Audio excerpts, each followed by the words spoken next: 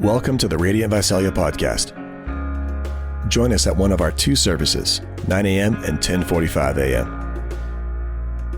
Download the Church Center app or visit our website, radiantvisalia.com, to stay connected with us. All right, enjoy. There is a heavenly city that I'm compelled to find. Good morning. Could you guys stand for the reading of God's word? If you would open your Bibles to Matthew 24. If you don't have a Bible, there's Bibles under the seats. We'd love for you to take one if you don't have one. And I'm going to read now. Jesus left the temple and was going away when his disciples came to point out to him the buildings of the temple. But he answered them, "You see all these, do you not? Truly I say to you, there will not be left here one stone upon another that will not be thrown down." As he sat on the Mount of Olives, the disciples came to him privately, saying, "Tell us when these things will be, and what will be the sign of your coming and of the end of the age?" And Jesus answered them, "See that no one leads you astray. For many will come in my name, saying, 'I am the Christ,' and they will lead many astray. And you will hear of wars and rumors of wars. See that you are not alarmed. For this must take place, but the end is not yet. For nation will rise against nation, and kingdom against kingdom, and there will be famines and earthquakes in various places. All these are but the beginning of the birth pains. Then they will deliver you up to tribulation and put you to death.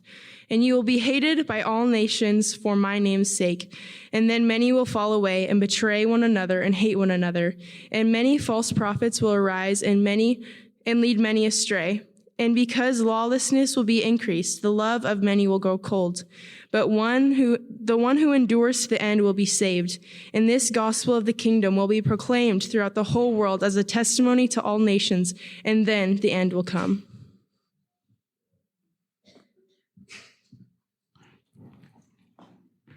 You can be seated.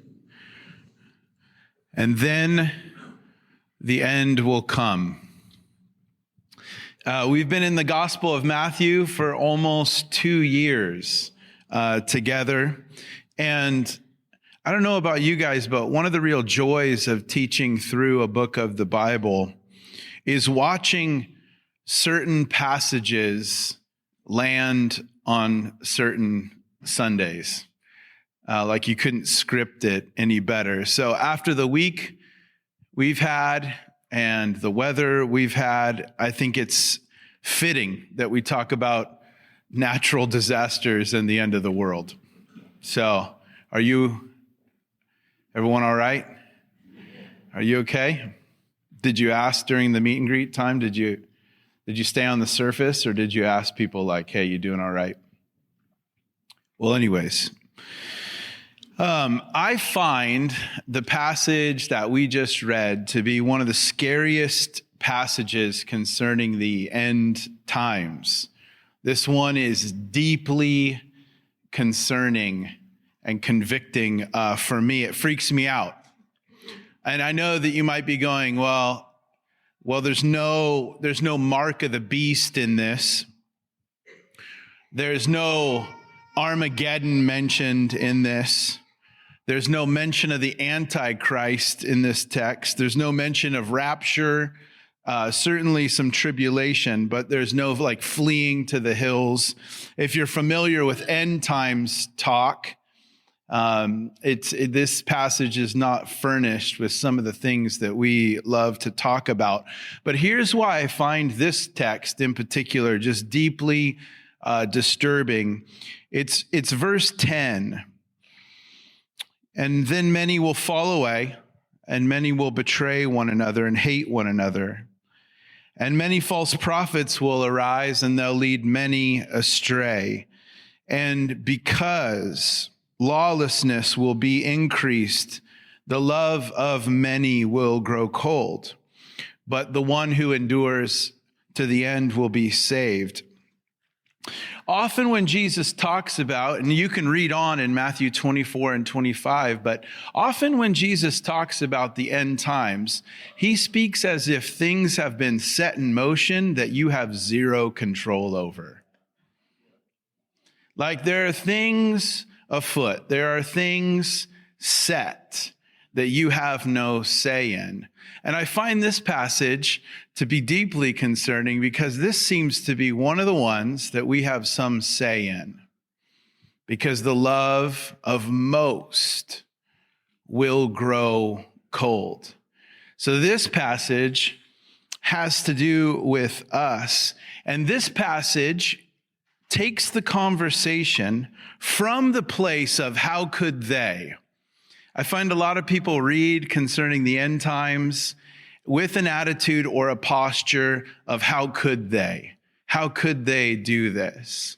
And this text for me shifts the emphasis onto how can we? How can we be those who endure? How can we be those whose love doesn't freeze? So it turns away from like, oh, how could they? And it turns towards me and says, how can we keep our love burning bright until the end? End times passages are always at their best when they're creating long distance runners and not just apocalyptic seers. So when they encourage Christian faithfulness during difficult times and suffering, end times passages are at their best. Frederick Dale Bruner, he writes, Jesus' sermon here does not intend to create apocalyptic seers, but to create spiritual long-distance runners. It does not so much give disciples supernatural knowledge of coming events as it supplies disciples with supernatural endurance for any coming events. So the end of the age, or the end of it all, the time of Christ's return, is marked by a failure of nerve. That phrase was made famous by a guy named Friedman, who actually, the more famous phrase is a non-anxious presence. But there will be, in the end, a real failure of nerve. And this seems to be the emphasis often on end times teaching. A failure of nerve is when I do not have the internal fortitude to handle the anxiety and the pressure from the people around. Therefore, for the sake of personal comfort, I collapse back into their acceptance because I can't stand. So you capitulate to the mob. It's just too hard to stand against the tide of public opinion. And certainly the teachings of Jesus around the end times would include some of this. But this text today, I believe, is really more about a failure of heart, not a failure of nerve. And I've noticed that some people might be able to keep going, but they stop doing it with love and they stop doing it with compassion. And they have Christian faithfulness without Christian love, which when we read in the New Testament, we find out is just noise. It's noise. So the failure of nerve that's coming in the end is caving to the pressure of the anxiety of the group to return to the status quo. It's a loss of courage to further the mission. But there's also coming a failure of heart, which is an emotional cutoff that occurs when discouragement leads a person to psychologically abandon their people and the charge they've been given. These are the two sides of the horse that I'm watching people fall off on. I'm watching people have a failure of nerve, but I'm also watching those who continue in Christian faithfulness have a failure of heart. They lose heart. Their love freezes. And so, as we come to this text, We shouldn't be going, oh, not me, Lord, certainly not me. And we should come to this text and go, help me, Lord, help me. How will I be one of those who endures to the end? How will I keep my love burning bright? The love of most will grow cold. If that doesn't sober you or freak you out a little bit, I'll keep preaching, and I'm hoping to get there. So this text, Matthew 24, starts with Jesus left the temple. He was going away. And when his disciples came to point out to him the buildings of the temple. So this is a pretty dramatic walk away that's happening right now. When Jesus walks away from the temple, this is a big dramatic scene, because he's walking away from public ministry right now. He will no longer address the crowds. Matthew 23 is his last kind of public preach. And as he walks away, he's walking away from public ministry. And if you remember Matthew 23, it's like just a scathing rebuke of hypocrisy, where Jesus goes from really upset, he's very mad. He goes from mad to sad, though. And at the end, he's like, oh, Jerusalem, how I wish, how I long. And it's like this end note of his public ministry. Like, I worked for 3 years to win you to myself. But Jesus now leaves the leaders because the leaders have left him. He turns his back and he walks away. And he's walking away. So he's headed east. He's headed to the Mount of Olives. And as he's kind of dramatically walking away from the city, his disciples, I think in an attempt to cheer him up, are like, hey, the temple's cool, right? You know what that's like, kids, when your parents are obviously in an argument. They're not speaking in the front of the car, and you're like, well, it looks like it's going to be a wet one. Grandpa said we're going to get over an inch. You know, you're just trying to fix the situation by pointing at something that's working. I think that's what's happening. Jesus is probably genuinely discouraged. After 3 years of going after a certain group, there's only a few converts. Nicodemus being one, Joseph of Arimathea another. But Jesus has spent a lot of time going after a certain group. He gives them his last kind of message. Nothing seems to be shifting. He's now walking away from public ministry, and his disciples are like, hey, the temple's something else, huh? It's pretty cool. And it seems that Jesus' disciples don't think that he's been adequately impressed by, this is the 8th wonder of the world. This is quite a spot. Some would call it the most awesome building in the ancient world. So this was their show place. This was it, right? When you go to St. Louis, you go to the Arch. When you go to Chicago, you go to the Bean. When you go to New York City, you go to Central Park. When you come here, you go to the Sequoias. Yeah, sure. These are, this is their show place. This is the spot you bring people. And they don't feel like Jesus is adequately impressed, and they think if they can point his attention towards what is impressive, maybe it'll cheer him up because the message didn't exactly work that he just preached. We know that that feels like when someone's not adequately impressed, right? And you're kind of like upset by that. We host a number of people from England, India. And I'm always like shocked when they're like, we don't like Mexican food, And I'm like, well, hey, listen, you're from England. You haven't had Mexican food. So once you have Mexican food, you won't say that ever again, So it is a feeling of you're not adequately impressed.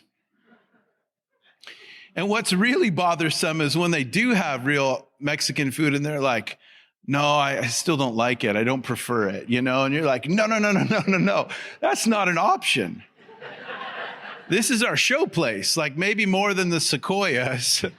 It's like you're going to like Mexican food because it's who we are.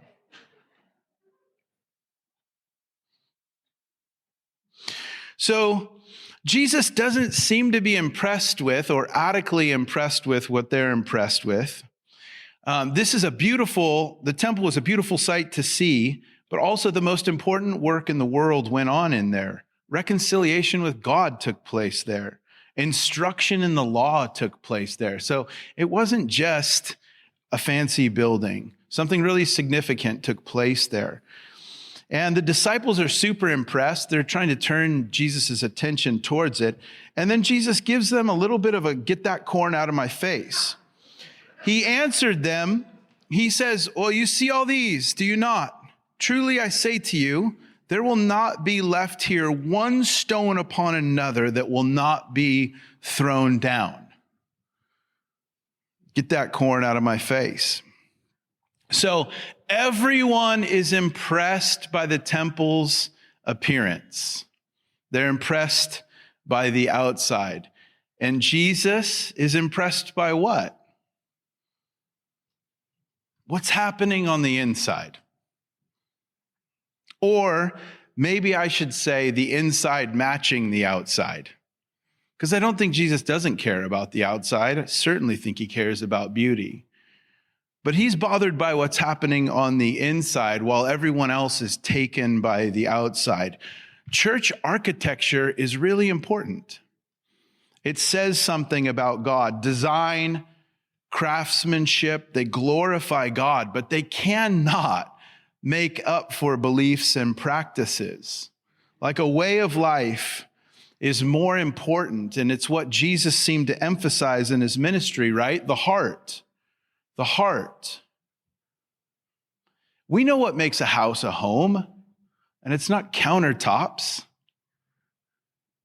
We spend a lot of time on that, but that's not necessarily what makes a house a home. And we know what makes the church go round, too. No matter the building we're in or the craftsmanship or the design we're enjoying, it can't make up for belief and practice. The devil never attacks our buildings. Why is that? He never attacks our buildings. He never looses an attack on an address. He doesn't waste his time with that. I used to think that the devil would go after sound systems because sound systems are always like, it's just not a wedding unless the sound system screws up, right? Like, I used to think like, oh man, you pray for the technology because you think the devil's after. He's not after the sound system. He's after the message. That's what he's after. Why does he come after? He consistently, repeatedly, over and over again, he comes after two things in the church. He'll come after relationships with one another, and he'll come after our doctrine, because our beliefs determine how we behave, our practice. And so he targets those things because those things make this thing go round. Right belief and right relationship with one another. In fact, I bet that if this building would have flooded this weekend, we would have had a bigger turnout this morning because we would have realized what we have together. We would have rallied to that, and there would have been some excitement. He doesn't waste his time with buildings. He's after your beliefs. He's after your relationships because that is what makes this go round. So Jesus, he just preached his last sermon, and it's hellfire. It really is. And he just pronounced doom on the eighth wonder of the world. And he's talking like the end draws near, and he has been talking this way for months. And he's sitting alone. He's saying some really serious stuff, and his disciples are probably worried. Maybe a little worried about him, but mostly worried about themselves because of the way he's talking. And so he's sitting at the Mount of Olives, and one of his disciples comes up and says, hey, you're scaring us, Jesus, and you've been saying some crazy things. And as he sat on the Mount of Olives, his disciples came to him privately saying, tell us when these things will be, and what will be the sign of your coming and of the end of the age. And this is the question that sets up the sermon that is the next two chapters, Matthew 24 and 25.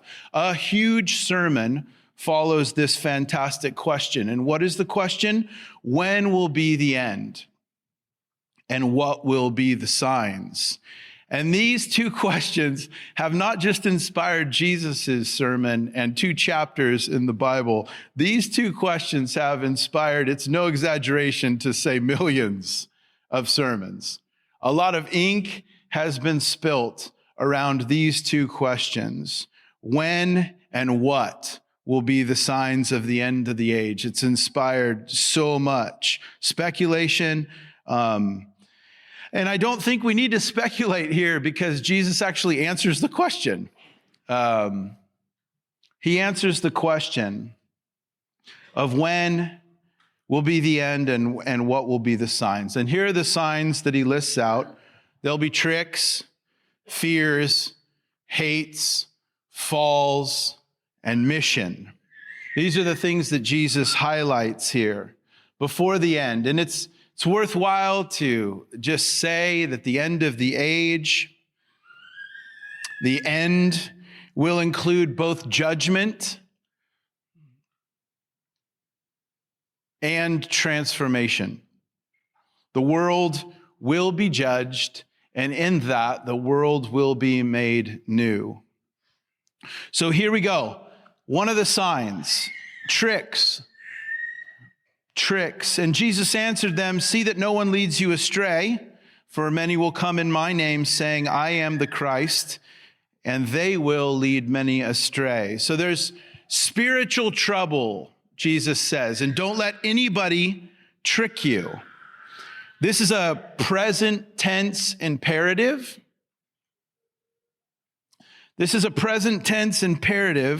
So what Jesus is saying here is essentially be always on the lookout. Don't look both ways once. Be always on the lookout because these tricks will actually be constant and these tricks will be subtle. So he's saying, be always looking because they be always coming and they're more subtle than you think. And Jesus says here that one of the signs of the end is that people will say they know the signs of the end. That's how tricky this gets. When the disciples ask for dates and signs, Jesus essentially warns them against people who claim to have them, dates and signs. And he would say later in Acts to his disciples, it's not for you to know the dates and times that the Father has set by his own authority, but you'll be my witnesses in Jerusalem and then to the ends of the earth. It's not for you to know these dates and times. When Jesus says in my name here in this text, it could mean a couple things as well. It could mean people that are coming and claiming to be the Christ, but probably more likely, it's those coming and claiming to be Christ's special messenger. So this means the subtlety of this is that they will arise from within the church. Again, be constantly on the lookout for this stuff because it's constantly coming and it's more subtle than you think. So Jesus' first warning is very theological, right? Don't be tricked. But his second warning is more pastoral. He says, I don't want you to be afraid. All this news is going to be terrifying, but Jesus doesn't want his people to be terrified. And you will hear of wars and rumors of wars.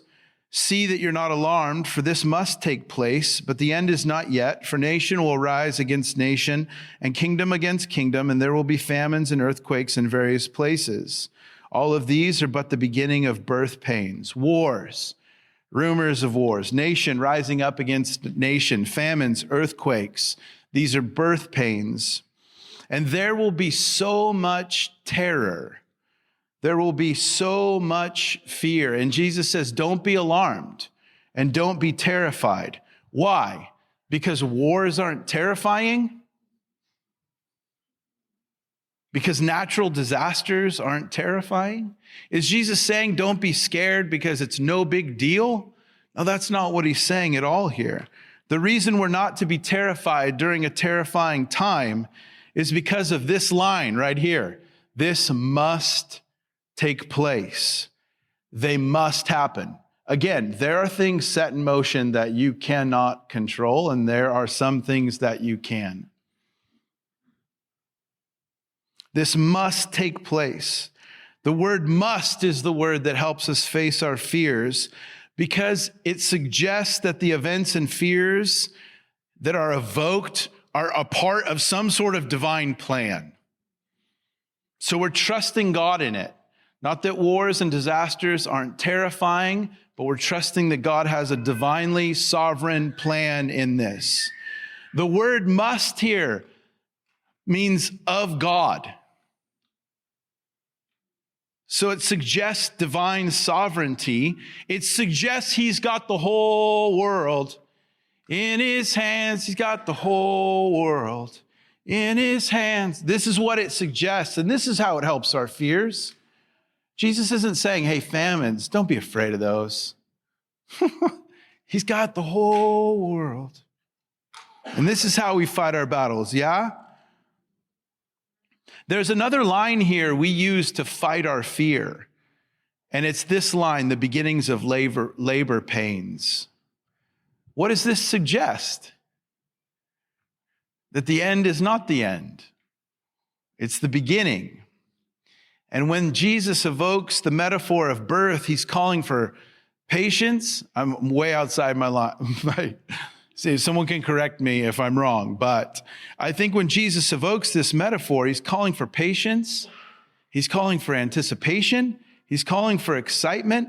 When labor pains arrive, you know what? Great pain is ahead, but you also know that great joy is ahead. A new life is born. And so we understand that this pain and this trouble has a purpose. And that's how we go through this. And during terrifying times, we're not terrified because we believe that the end is just the beginning, that Jesus is going to bring about something new. The new world is on its way. The uninterrupted kingdom of God and his Son is just 1 millisecond beyond the world's worst pain. Just on the other side of the world's worst pain and pressure is the uninterrupted kingdom of God and his Son. Just on the other side of great disaster is a great renewal. This is so encouraging. And I think when end times, in particular, when the book of Revelation is used to encourage suffering saints, it's at its best. When it's used to create apocalyptic seers who are looking for dates and times, I think it's dangerous. The book of Revelation is designed to encourage long-distance runners who know that just on the other side of great disaster is a great renewal. Hates is one of the signs. Then they will deliver you up to tribulation and put you to death, and you'll be hated by all nations for my name's sake. The first followers of Jesus were martyred: Peter, Paul, Stephen, James, Ignatius of Antioch, Polycarp, Origen. These guys were all martyred, so this makes a ton of sense to the first audience. But we can be tempted to think, well, that was then, and now, we've moved on from that. But the truth is that between 2011 and 2020, 900,000 Christians lost their lives because of their faith. So this isn't so much an issue of not right now as much as it is not right here. And this is one of those texts that reminds us that our God is not an American, and he has the whole world in his hands, right? He's got a bigger thing that he's got going. So let this text invite you out of just thinking about your situation and maybe some of the subtle persecution you feel like you're facing at work or at home. So because of the hatred and because of the pressure that's going to come on people and on the church, many will drop out. Many will be ashamed, and as a result of the pressure and the pain, they're going to drop out. No one likes being on a losing team. And with the loss of momentum, it will prompt many to leave. And because of that, there'll be falls, another sign. And then many will fall away and betray one another and hate one another. And many false prophets, here they are again, will arise and lead many astray. So there is here a loss of faith that comes as a result of great heresy. There's a loss of courage that comes as a result of great social trouble. There's a loss of hope that comes as a result of great persecution. There's a loss of loyalty and devotion that comes as a result of great apostasy. And there is a loss of love that comes as a result of great enemies and offense.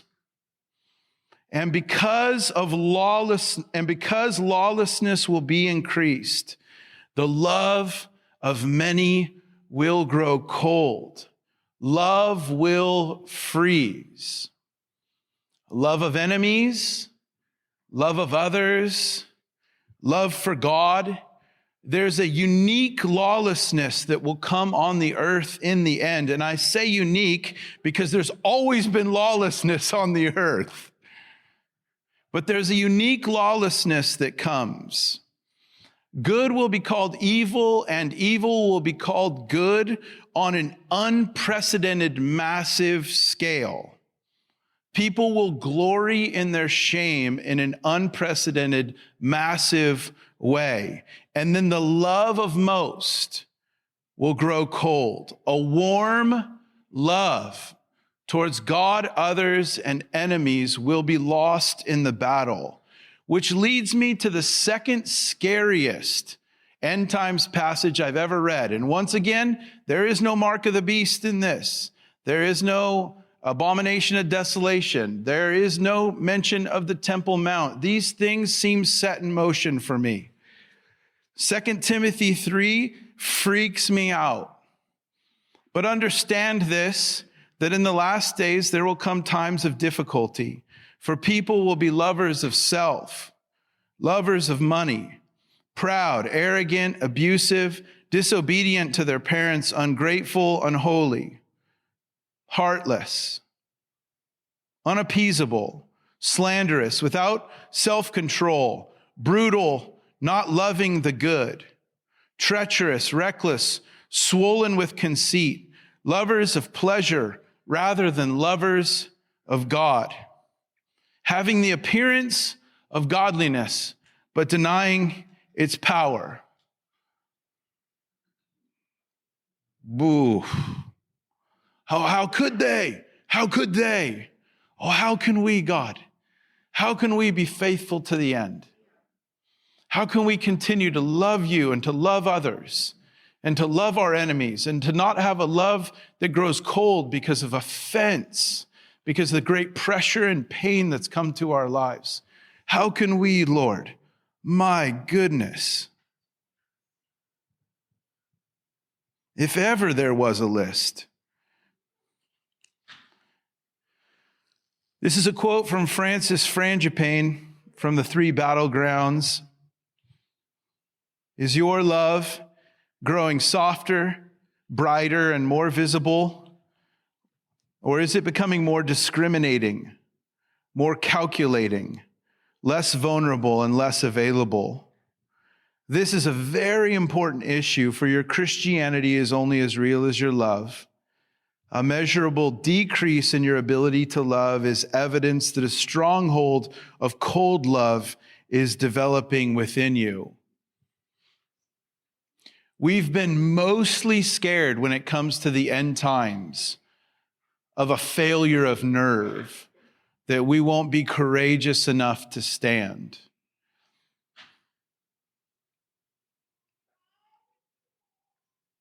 But what about a failure of heart? Is your love growing softer, brighter, and more visible? Or is it becoming more discriminating, more calculating, less vulnerable, and less available? Whew. There is but one good sign, lots of bad signs. There's but one good sign, and it's this: mission. Mission.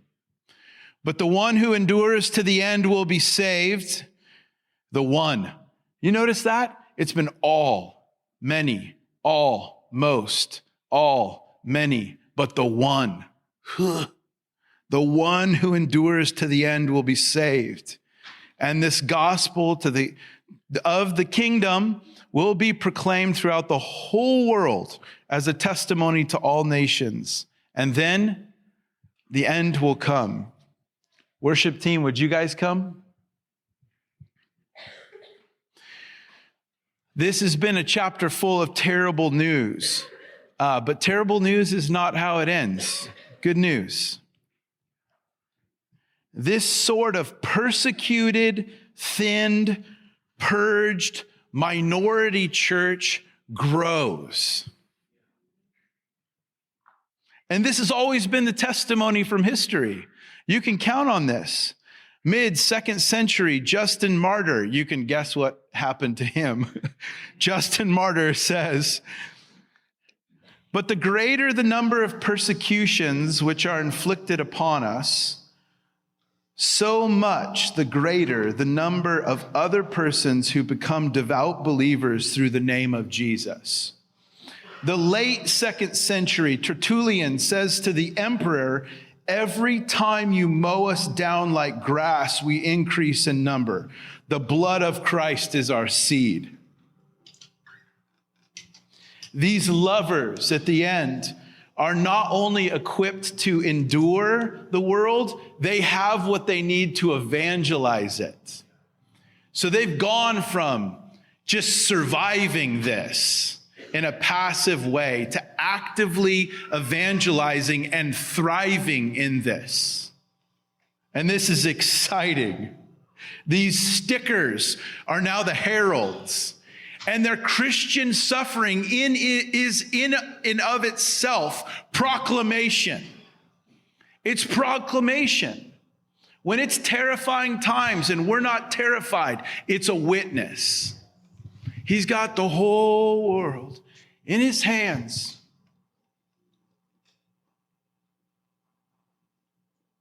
But the one who sticks, the one who's hung in there, who has stayed in the pressure, the one whose love doesn't freeze to death in a lawless and loveless world, that one moves out into the world with a steadfast love that cannot be stopped. That's the news. Last time we saw the phrase all nations, they were hating us. Now they're getting the good news from their victims. That's what's painted here. And the good news is this: the kingdoms of the earth will be the kingdoms of our God, and his king will rule with justice forever. Our God will reign forever.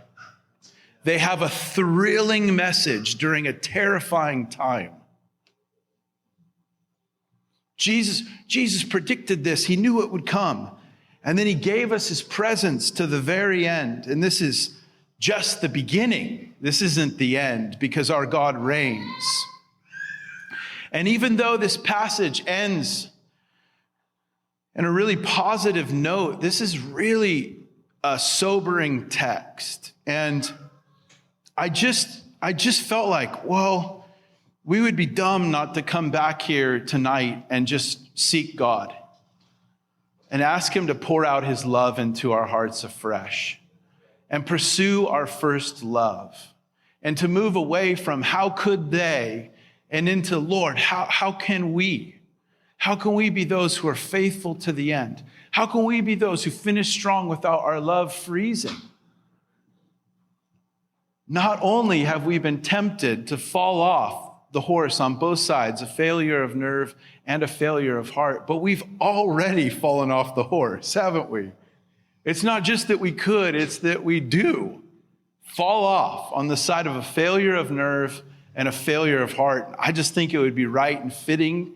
We're going to come to the table remembering the one who, although persecuted, didn't have a failure of heart or a failure of nerve. The one who, for the joy set before him, endured the cross. We're coming to remember him. But let's just come together later tonight, 6 to 7:30, to just say, pour out your love in our hearts. Keep our love from freezing and keep us faithful to the end. Would you stand?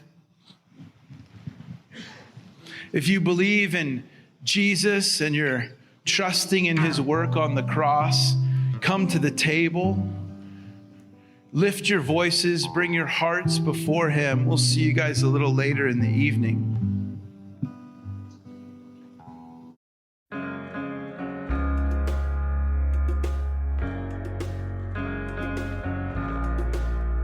Thanks for listening. We want to be a resource for you as you walk with Jesus. So please connect with us at radiantvisalia.com. Until next time. There is a heavenly city that I'm compelled to find. Though I love the flowers and trees and the smell of the grinding sea and all the beautiful things here in life. And I